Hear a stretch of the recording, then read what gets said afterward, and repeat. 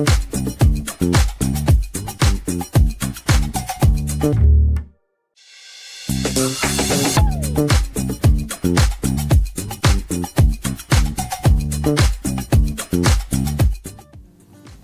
morning, Dubai. It is Friday, finally. This is the Lovin Dubai show with me, Casey. And me, Masa. And we go through the big trending stories of the day. The top story, the UAE is launching a smart car that uses AI to catch visa overstayers. And Dubai unveils an AI system that detects 5 traffic violations instantly. Abu Dhabi has a new offer for newlyweds. It's going to be 75k annual rental aid for newlywed Emirati couples. And this church in Dubai has no dispute board for job seekers. And on that, we're going to talk about, have you ever lied on a CV? After that, we are so excited to share this interview. I got to sit down with David Gray, and if you're a fan of his work, you'll truly enjoy this interview. He went deep into some of his albums, the inspiration behind them, and that's ahead of his gig at the Coca-Cola Arena on October 31st. And with today's Upper Weather Report, it's mostly sunny with temperatures ranging from 37 to 28 Celsius. It's dipping. It's dipping. It's dipping, finally. Except in the studio where it's toasty because I'm wearing a winter coat. We have a birthday today. A very special birthday for a very special person in the office. Yes. She's like the mama bear. Yeah, and she's so... And oh. she's... Happy birthday! Oh, wait. Usual timing. Millie, happy birthday. Happy birthday, Millie. Where did you get this one? Where did you get this? Happy birthday to you. Happy birthday to you. Happy birthday, dear Millie. Happy birthday to you. Thank you. For sure, he's a jolly good fellow. I start to go in here to scold Masa because he said he spilled the coffee into... You wanted to come and yell at me? Yes. Why do you think I was the first person? Yeah, Why not exactly. Casey? Maybe And also Casey coffee. Coffee's my drink. I said, why she bring coffee? Why is Masa bringing coffee into the studio? See, I told you, like Mama Bear, you know, like getting scolded at the office and everything. And you know what happened yesterday, guys? We had a cake for Millie and it broke, and you left the office to take a half day on your birthday, which was the real day, and you got a half a cake. So we're excited to give you a full cake. Oh, thank you very much. Chocolate crunch. We hope you like it. You like chocolate. I like all the cakes. She likes all cakes. What's your favorite birthday tradition? Tradition, usually in Philippines, instead of celebrating at home, we go out, and instead, for me, I'm requesting my family just to give on the street kids, like something, not for me, for the kids. Oh, it's That's what really cute. I like to do. But a celebration for you, what would you like to do to celebrate yourself? Chilling. Same. Chilling. No big party. Just do nothing. Do nothing. And that's what you did yesterday, just sit and do nothing? Yeah, What when a I reach the perfect... room, I just sit there in front of the computer and chill. Yeah. Video games. The perfect retreat, you know? What a privilege on your birthday to sit and do nothing, honestly. It's like, if anyone comes to you, it's my birthday. I'm not doing this. I'm not cleaning. I'm not getting up. That's the privilege. I'm not tidying up my room. No, it's my birthday. Last year I didn't come to office. Yeah. It's entirely whole day. I think that's a good idea. And every year I always come. And every year I'm like, why did I come today? It's your birthday. It's my birthday, exactly. You usually take it off? But I like being spoiled. Yeah, last year. So today I'm planning, Wednesday I'm planning, I'm going to send a whole day off for tomorrow. That's why I'm telling you that yesterday about what happened in the car. So instead of whole day, okay, I will take half day only. Yeah, that's a good idea. But still, like, at least you got some time for yourself, and you see your little niece, and Well, this looks delightful. Can we share some with you later? Yes, Yeah, like right after the show. definitely. Delightful. Okay, Thank happy you.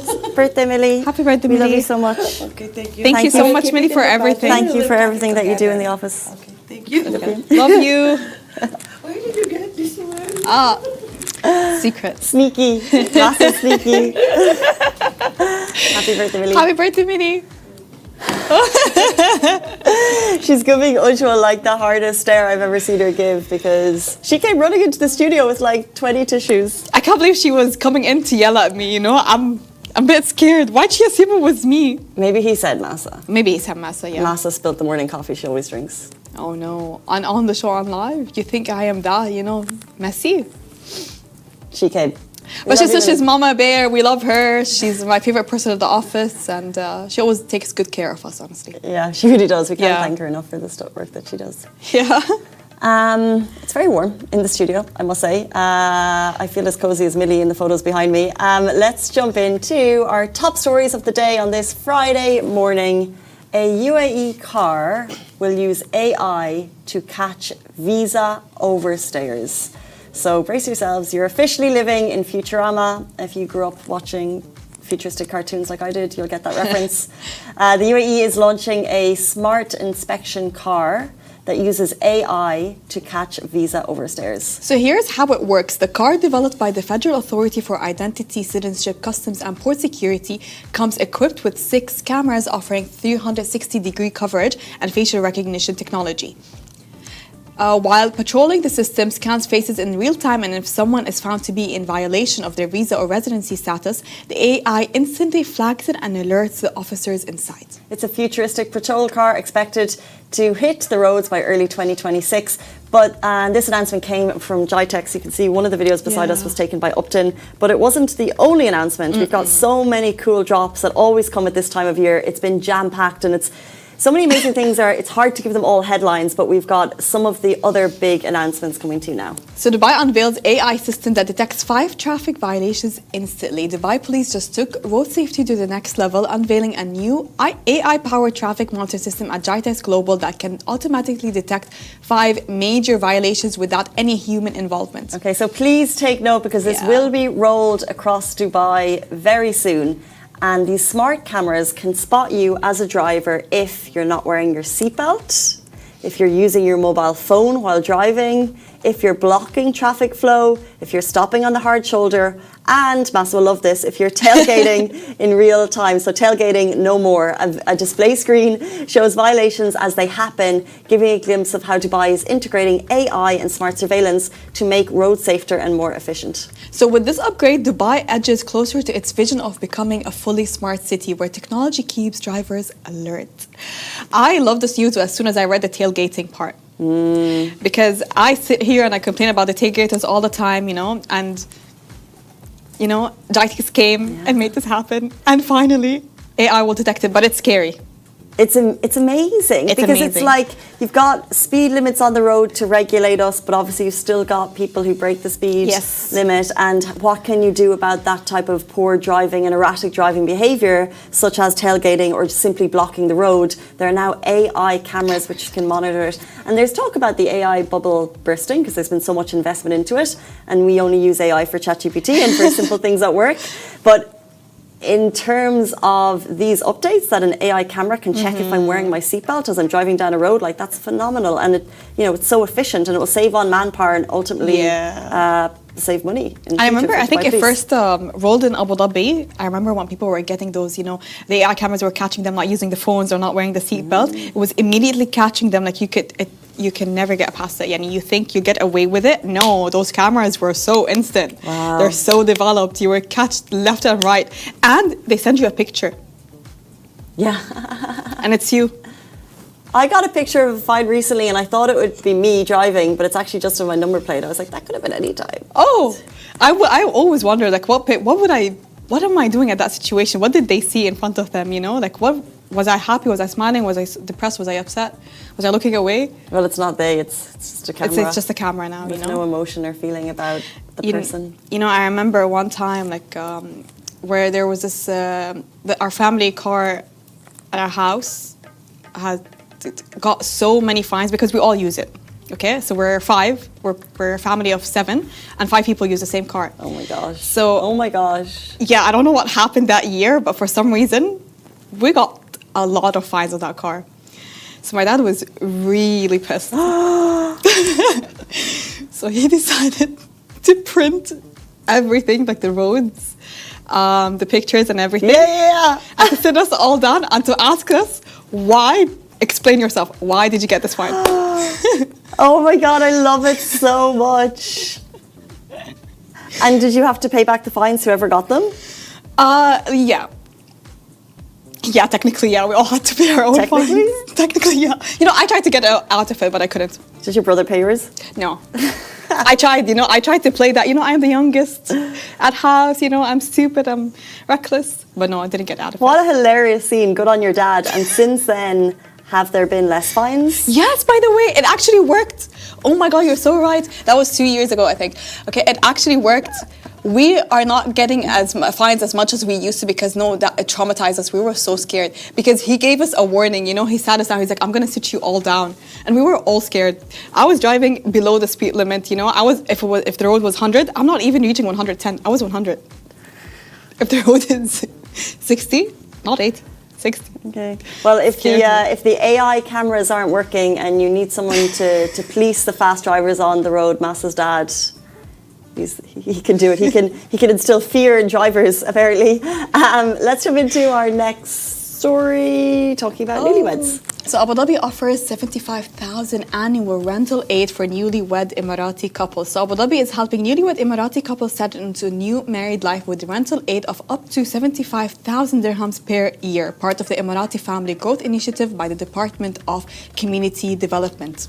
And so, the support aims to strengthen family stability and ease financial pressures on young couples. It can be renewed annually for up to 4 years, which is amazing, depending, of course, on eligibility and household income.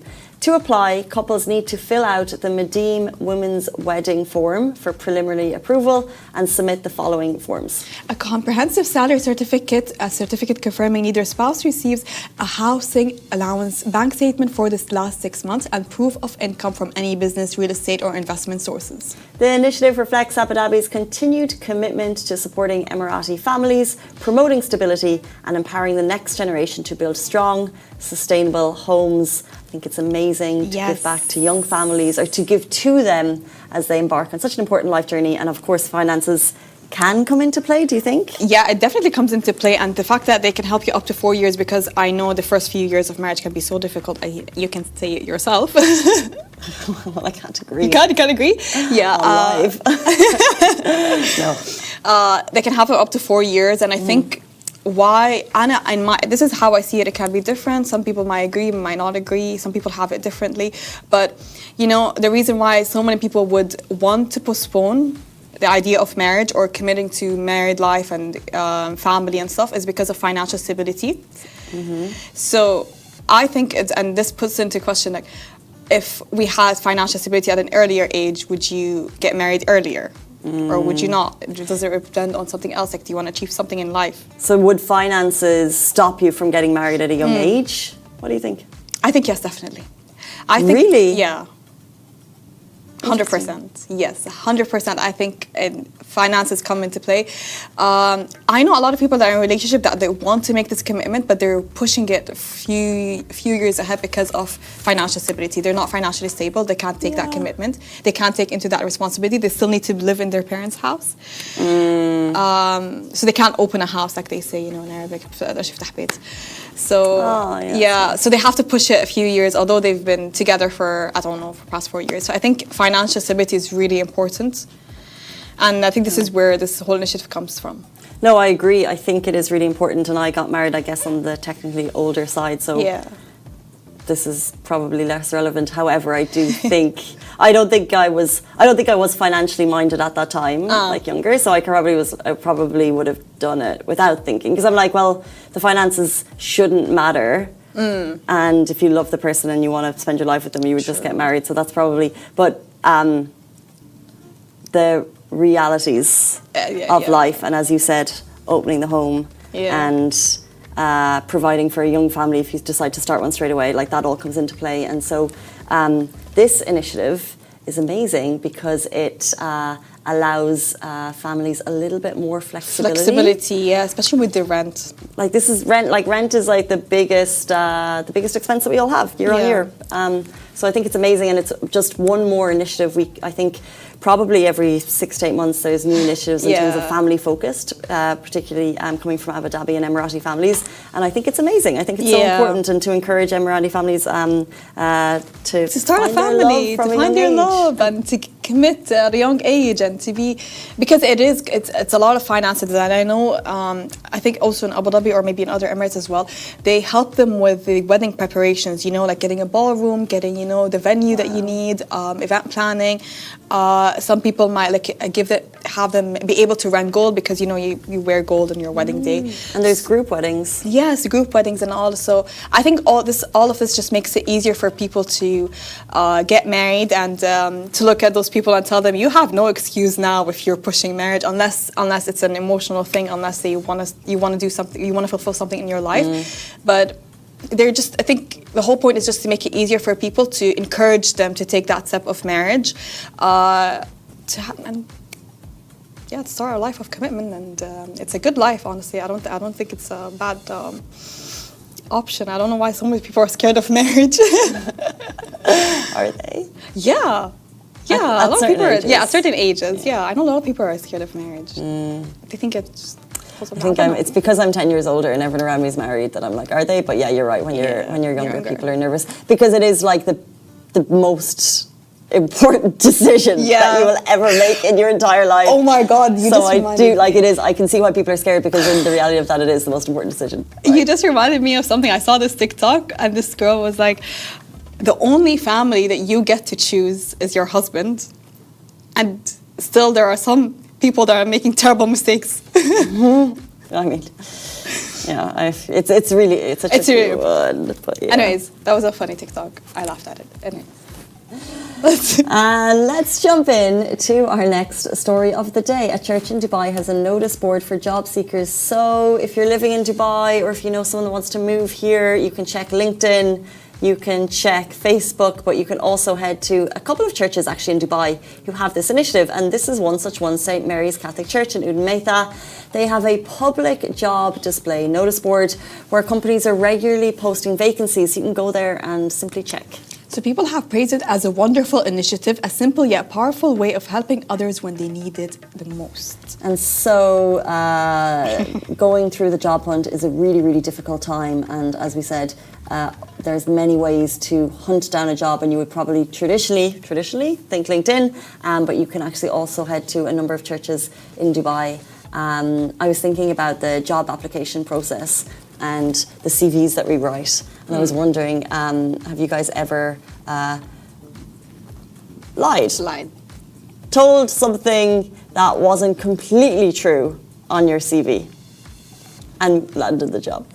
You have a story. I'm sure you do. I do have a story. You have to tell me. Go ahead. I'm assuming that no. I think it's just maybe like rephrasing it in a way, but like lying on CV now.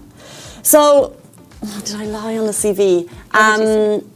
I did a ski season when I was 18, and I had left college, university, dropped out, and the ski season was going to work in a chalet, and I would serve the food. The role was to serve the food, and then once a week you had to take the guests on a ski adventure, mission. So like take them on, like, you would just lead the group on like quite a long ski, because it was a big ski area. So that was it. You did not say you know how to ski. So I would have probably sent a CV and said, there was probably like a tick box if you skied before, and we had skied as a family a couple of times when I was younger. So I probably skied 4 to 5 times in my life. Okay. And in terms of serving food, you know, my mum had a restaurant when I was 9.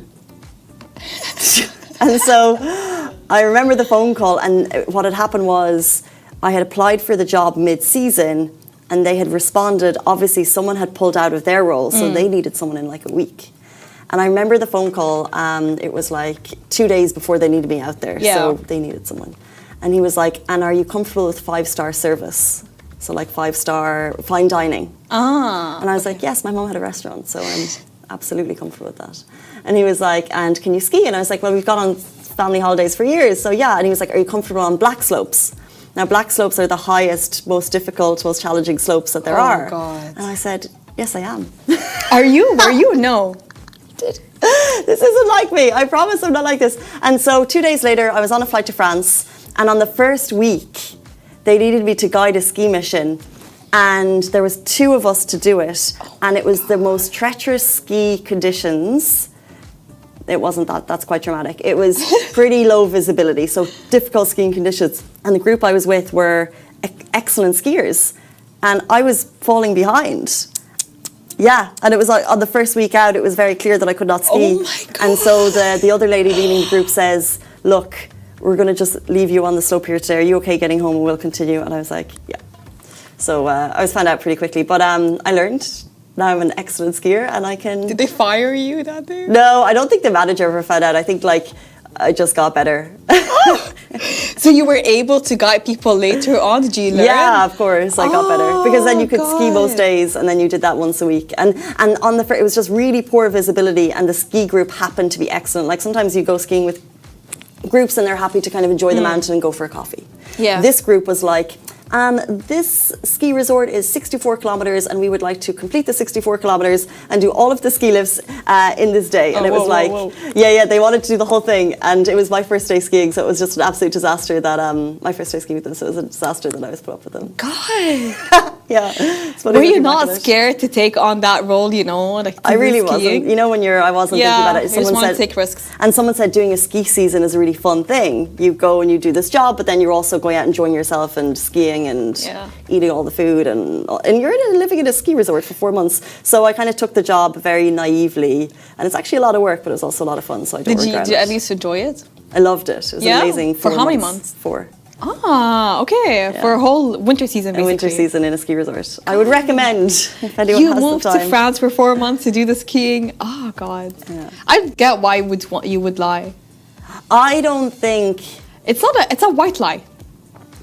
I told them I could do fine dining table service, which wasn't true. I would just say that I think I probably sent my CV with minor mentions of these things, and then when he asked me on the phone and I knew it was like, this is going to get you the job or it's not, and he didn't test me on it. He was like, can you do fine dining? Yes. Can you ski black slopes? Absolutely. And so and then literally 2 days later he needed me, I needed him. 2 days later I was on a flight, and then I worked hard for 4 months. So although the first week wasn't great, the rest of the 4 weeks they were good. The 4 months was good. It's okay. If you have some experience, I feel like you can always train yourself to reach the highest limit, I guess. Yeah, I wouldn't suggest it, but at the same time, no regrets.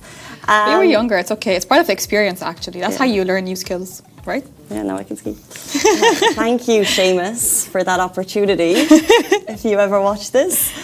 Okay, so coming up on October 31st in Coca-Cola Arena, Mr. David Gray himself, the creator of White Ladder and so many other epic albums. If you're a fan of his, we think you'll really enjoy this interview. He went deep into some of his albums, the inspiration behind them, and the incredible process of creativity that goes on in his brain. Stay tuned. He'll be with us after this very short break.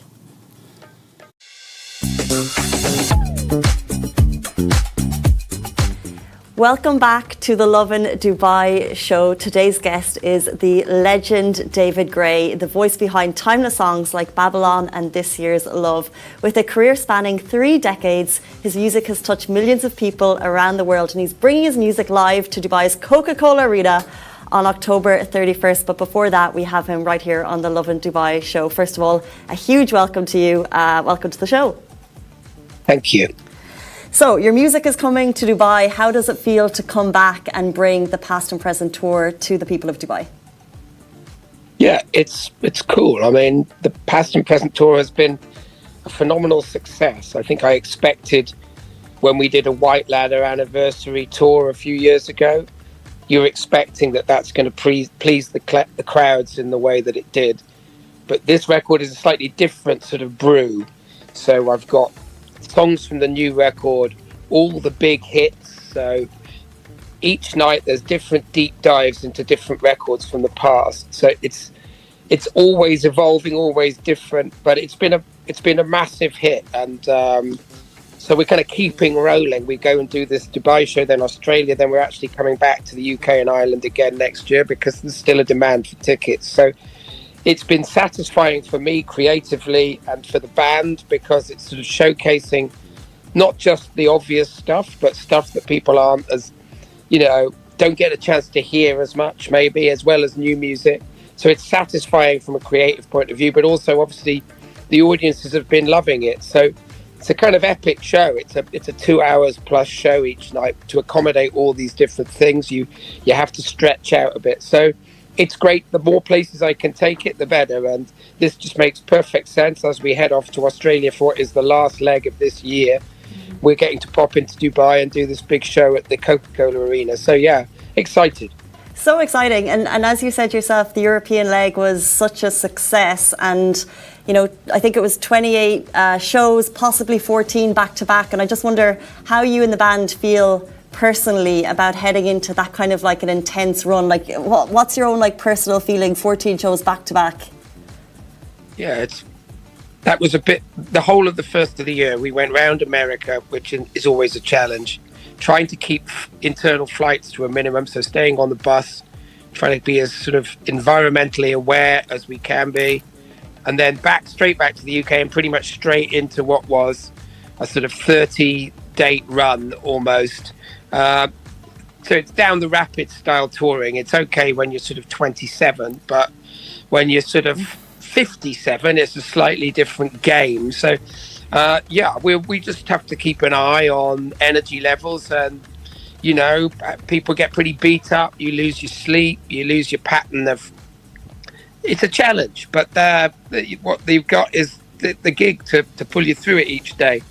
So I think that I can't say that it gets any easier. The travel is hard work, but being on the stage is just as special as it ever was. In fact, maybe more so, because there is a sense that you can't keep pushing it like this forever. And, I think it sweetens it. A bit like the sunshine at the end of the year has this golden quality, just as you're slipping into winter, the last warmth of the sun and the golden autumnal colours, they have a certain vivacity. Well, that's what we're starting to tip into now. This kind of the flush of autumn is upon us in the band, and we're loving every second of it. But it's definitely tough on the body and tough on the mind. Well, let's assume it's going to be an endless summer and you keep going for sure. Don't tell us autumn is coming. Could we go like right back for a second? Some people will say they knew they were destined to be musicians from the morning, from when they were born. And I just wonder, was it the same for you? Did you always have that kind of feeling that you were destined for big things as a child? Well, just to unpack that question, I definitely didn't know that I was going to be a musician. I leant towards art, poetry and things like that more, creative writing and painting, loved those things. I did a bit of piano lessons, but I think when pop music dropped for me when I was about 12, 13, when I went to secondary school, that's when the sort of, that suddenly I was like, yes. And then I got the use of a guitar. It wasn't my guitar. I borrowed a guitar, learnt some chords. And then as soon as I could do that, I started writing songs. And that's when I started to dream of having a band, dream of writing songs, playing songs for people. And that became one of the central focuses of my life. And I had a sort of, a cockiness and audacity. I had a self-confidence that right when I had no right to think these things, I thought, I'm going to do this. And I've led a charmed life. So somebody or something seems to have been looking out for me. It's all kind of come true. So I reflect on that sometimes. I basically went from finishing my art course. I carried on with my band in Liverpool, and we got spotted pretty much straight away, made demos for Polydor and someone else, and found a manager and moved to London, and it all just started. So there was no real gap between the two things. I just went from one thing to another. So it was, you need an audacious attitude. You don't have to be a cocky pain in the arse, but I was probably a little bit like that. I think I grew up in a small place. And what you see in small places is lots of people who don't believe they'll ever go beyond the thing, and they have a sort of negative outlook. And I was just like, sod you, do you know what I mean? I'm going, and I'm going to make this work. just because you don't believe, that doesn't mean, don't drag me into your negative spirals. So I think that's another thing that marks you out. But when you're young, you are kind of full of it, aren't you? You got the kind of, you don't really know what life's going to do to you, so you're kind of just all full of vim and vigor.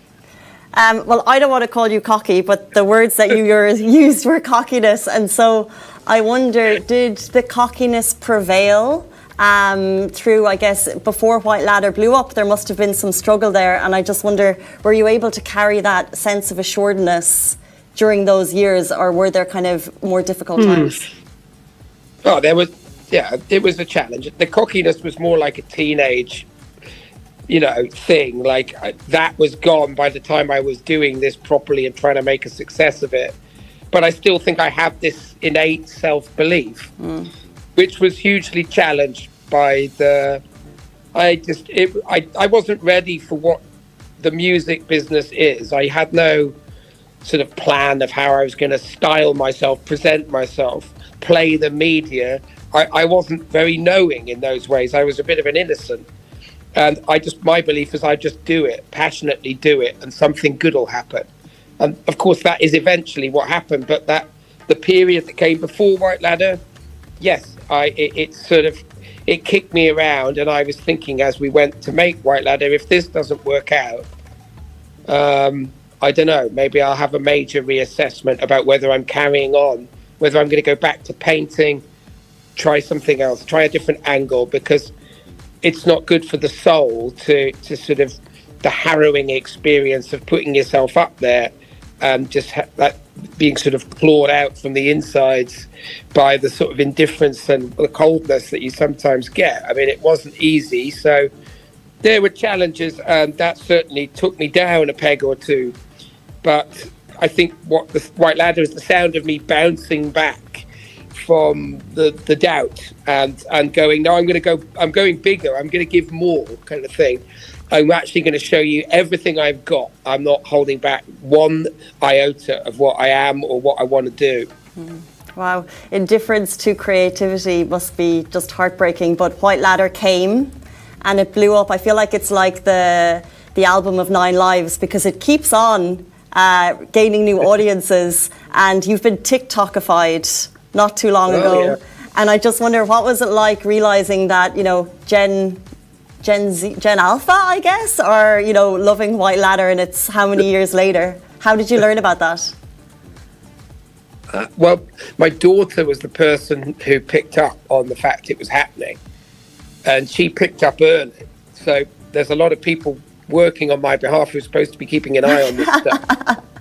But she was the one. Ivy picked up on it and said, Dad, they're showing your song some love. You need to do something. Yeah. I said, I don't know how, and I'm just going to make a fool of myself. So I left it, and then a bit more time went by, another week or so, and she said, this thing's getting bigger. You need to show them some love. They're showing you some love. So I said, well, you do it. I said, you do it. I don't know how to do it. So she filmed me doing a duet with Danielle, who had started the whole Babylon thing. And then I did an explanation video that I really didn't know what I was doing, because, I might as well try and speak Greek in terms of learn how TikTok or any of it works. So it was very innocent. That's what happened. And of course, it was an education watching how that blew up and how TikTok actually works. There's a certain point where it gets to a certain size, and if you want it to get bigger, you've got to pay for it. So it doesn't just happen. There's gatekeepers there, and it's like that was educational. So anyway, it did blow up, and it went kind of large, and lots of people got involved. And I guess that's just just seeing younger people connect with the music. When I'm at gigs, I'm always keeping an eye out if there were a younger crowd out there. Some nights it looks pretty old out there, you know what I mean? I'm thinking, Jesus, we better shake this up, otherwise there's not going to be anyone left. It's either on stage or off. But, but other gigs, like we just played some shows in Ireland, and at some of those shows, there's quite a lot of younger people out there. And, in Edinburgh too, it's great to see. And they're obviously people who've picked up on whether it was the TikTok or whatever, I don't know. So yeah, that the music finds a new audience is obviously essential. The manner in which it finds the new audience is something that's, you know, a bit alien to me for sure. You mentioned you're learning TikTok, and earlier in this chat you mentioned you learned to play the media, and I just wonder, was there like a specific moment in the last 10, 20 years? Like what did you mean by that phrase? Well, I didn't say I'd learned to. I just said when I started, I didn't have a clue what I was getting into. I've never learned to play the media. I'm doing the same thing with you now as I've ever done, which is just say what I think. But I didn't have an angle. Like, you know, I wasn't very... You had bands like Blur and Radiohead, you know, very self-conscious, very presenting themselves. You know, PJ Harvey, it was very thought out and very, you know, self-conscious. Image. I wasn't like that. I wasn't knowing. I wasn't presenting or trying to mystify, make myself a mysterious character. I've just been kind of who I am on stage and off. So I haven't learned. I think all that's happened is I've had some success and I've done absolutely tons of this stuff now. So I'm kind of, you know, I'm used to it. I know how it rolls, and I, you know, I just try and make it work the best way I can. But it's not a situation dealing with all these facets of how you're perceived. It's not something you can control, really. It kind of has its own life. So it's sometimes that's distressing. You feel like you're being done down by the people who are presenting you a certain way, and other ways it's actually very refreshing. You get a kickback you weren't expecting, someone or something using your music in a really interesting way that seems to advance the whole cause. So that's the nature of just doing this thing over a long period of time. I mean, I do wonder how many questions there are for me to be asked that I haven't already answered. It's a very repetitive cycle. I think journalists have the same problem leading into emails. It's the nature of the beast, though, and we're always glad for us to have the opportunity to speak to people like yourself, legends. Let's speak a little bit about Dear Life, which came out this year. What's one thing that you would like fans to know about this album? Oh, I think that every now and again an album comes along that has a little bit more. And it's not that each time I'm writing a song or making a record, I'm not putting the same amount of effort in. But sometimes, whether it's grist to the mill, something's happened. Whether it's a broader thing in the world or to you personally or around you, that feeds into the music. It gives it a certain energy and vitality and depth that it's hard to put in there. It finds its way in suddenly. And I was graced with a lot of songs on this new record, Dear Life, that had that extra kick to them, and they arrived from nowhere and took my breath away at times. And I realized they were things that I've been waiting to write for a long time. So normally, if I get one of those on an album, I think I'm doing okay. But there were several on this record that came out of the sky, songs that have been gestating for a long time. I mean. So I think it's got, if you like the way I write and work, it has an immediacy, a poppiness, an accessibility, but it's also got the depth. So I think it's one of the best records I've made.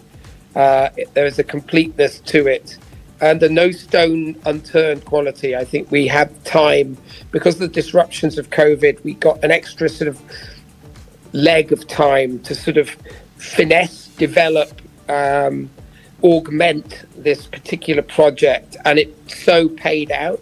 Sometimes I'm frustrated when things don't come out. There's a long process putting music into the world.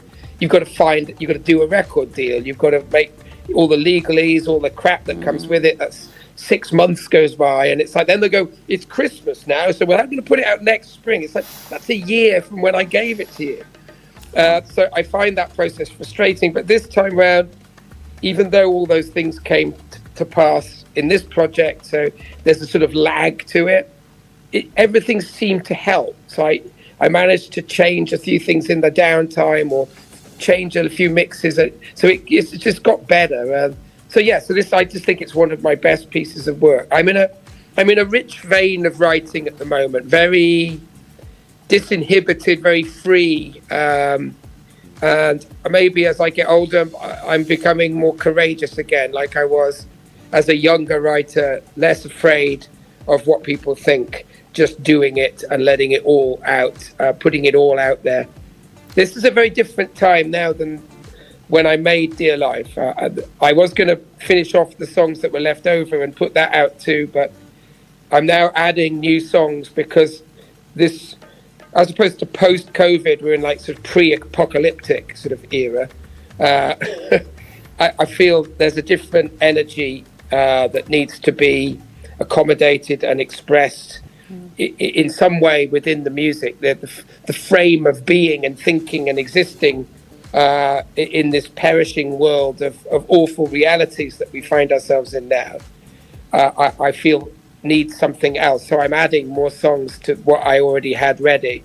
So I'm just completing another record. When I'm back from this leg of the tour, that's what I'll be doing for the next few months, finishing off another record, which will be almost like the second chapter of Dear Life too. So this is a rich vein of writing for me. Sometimes it isn't like that. It's a struggle to know where to go next, and you feel the trap of repeating yourself very distinctly is waiting for you, and kind of sick of the sound of your own voice, and you're feeling around for which direction you're going to take it. At the moment, I don't feel like that. It's just coming, and I don't question it, and I get it done. So interesting. Would you be able to maybe go into detail on one of those songs? Like the fact that you said so many were all moments for you, just if you were able to just go into detail on one song and why it's so special to you and why you feel like it's a wow song. Yeah, there was one in particular where the writing process can be uncanny, when something seems to just be dropping out of the sky. A song called That Day Must Surely Come. So it sits next to another song called Sunlight on Water. The whole pace of the album drops as you get to the middle, and these two songs happen next to each other, and they both have this total identity and authority about them. But That Day Must Surely Come, I was working on something else entirely, and I was in a rich vein of writing at this point.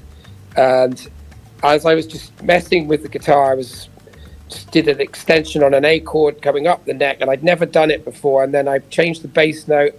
I thought, hang on, that's nice. And then I followed it with another chord, and I thought, there's something here. And then I just sang the first line of the song, and then the second line. And then I completed the first verse, and I thought, right, forget what I'm doing this. And then I wrote the little chorus that came after it, and then I wrote, suddenly within 20 minutes I'd written 3 verses. It just became pouring out, and I had the sort of hair standing up on the back of my neck.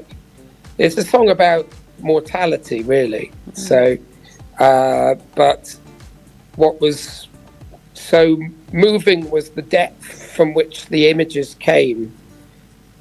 You can't just go hard at ideas like that. You've got to find ways that you're letting them speak between the lines of.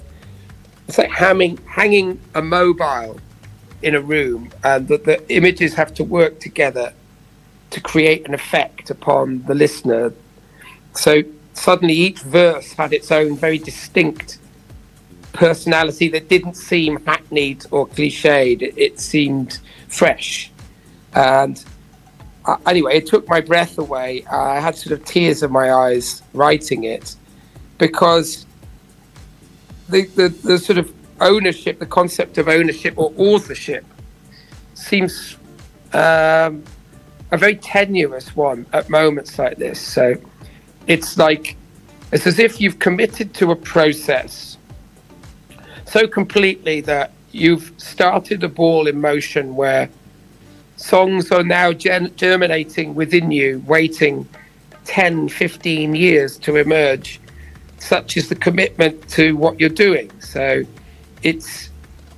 that's moving. It's your life playing out and coming down out of the creative tube and being, you're blowing it out of the saxophone. At the end, it's becoming music. It's like, wow, hang on, what's going on here? This is my life that I'm actually speaking. I can taste my experience writing this, but it exceeds what I'd be able to do if I sat down with a pen and paper now. I know how to phrase, I know how to rhyme, I know how to find cadence in words to keep things interesting. I'm alive to all those things. I'm a chair maker, I'm a craftsman, I will carve the wood and I will nail it together, glue it together, whatever. But sometimes something else happens, which is much beyond that. And so that was one of these moments when I was documenting something that I wouldn't be able to express so succinctly just using my craftsmanship. It was dredging from a place deep inside me. So that's one moment on the record where, you know, I as I say, the gratitude I feel and the emotion I feel, it's a process that's not only more subjective because you're feeling everything you're saying, but it's objective too. So you have this kind of you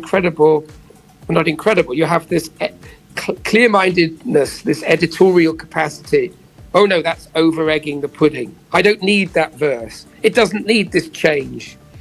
Don't put that extra adjective in there. That just makes it sound overly syrupy or overly this or that. So you make good decisions, but you're being told what to do almost by the music. You're just a conduit for what's happening in so many ways. So yes, that's the best I can do today to summarize how that felt. Wow, it's mind-blowing. I really appreciate that response.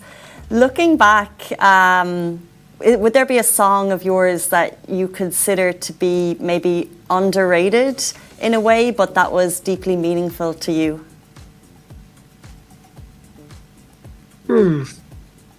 Well, I don't know. I don't know how they're all rated. I mean, if ratings is the numbers on Spotify or Apple Music, then, you know, there's loads of songs which I feel should be higher up there. But that's just not how it works. How it works is that to drive the big numbers, it's got to be something that fits simply into like a feel-good capacity or a moody capacity or a relationship, kind of like This Year's Love is bigger than Babylon because it's obviously been put on Valentine's Day lists or, you know, whatever breakup lists, you know, I don't know how, playlisted basically. So this is how your work gets curated. You get a few things that, whereas lots of other things, they don't really. So I made a record called Skellig, and, you know, that's one of the most satisfying creative projects I've ever been involved in. And again, because of the fullness of time, these songs were written over a very long period and then crystallized in such a way as there was no pretense that this was going to try and be a commercial record or compete in any way for airplay. There's sort of tempo-less drifting poeticisms, really.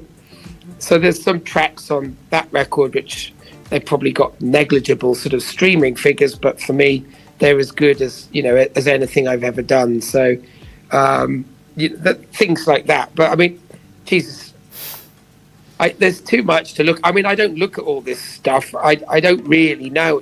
It's often surprising when you look at that. But you know, I'm surviving. I'm doing better than that. I'm managing to keep something going, an energy and a conversation, a creative conversation with an audience over time.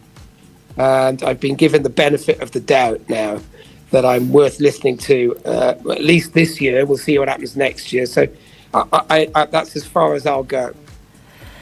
Okay, and before you leave us, what advice would you give to a young David Gray before he embarked on the career? Or maybe to your kids as they turn 18? What advice would you give to an 18-year-old today who wants to embark on a career in music? Yeah, I think you just it's really dumb stuff like you've got to do what feels right to you. I mean, and set your goals clearly. Like if what you want is to make music that you feel is credible to you, that will be lasting to you, rather than satisfy the whims of a commercial environment, then that's what you need to do. And it's not going to be easy, and it's going to take a long time. If you're lucky for you to be standing in a place where you've consolidated enough that it's a viable enterprise in terms of paying for tours and paying for records. So you need to be clear about what it is you want. If you want the arena tour, if you want to sort of Taylor Swift it or whatever, then that's a totally different thing. And you need to make your decisions based on, how you're going to optimize your appeal. But that's all that really matters.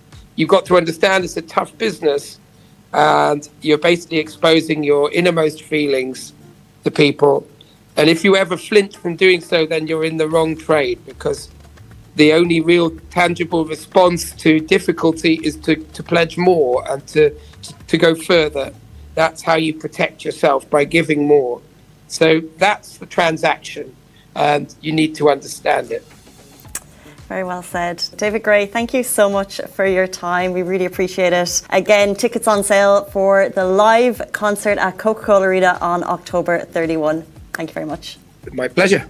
Bye-bye. That was David Gray on the Lovin Dubai show. What a legend. He is going to be coming to Coca-Cola Arena on October 31st. Do not miss it. It's going to be iconic. See you then.